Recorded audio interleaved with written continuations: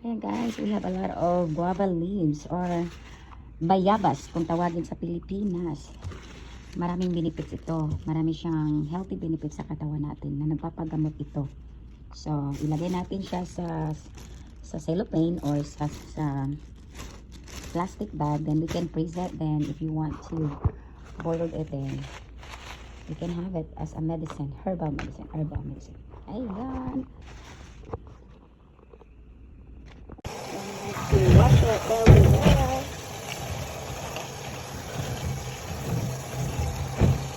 So we put away some of it, and of course I put in here maybe propagation. I might.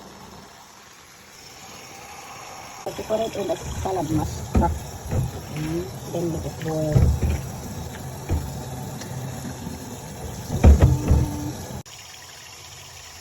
Salang na natin. So, let it boiled. And let it there. And salad mustard. Oh, there you go. So, brownie. Tea. But of course, salain muna natin ito kasi may mga residue. Okay.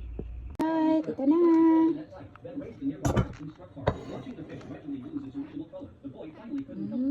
It's dark. Parang kape.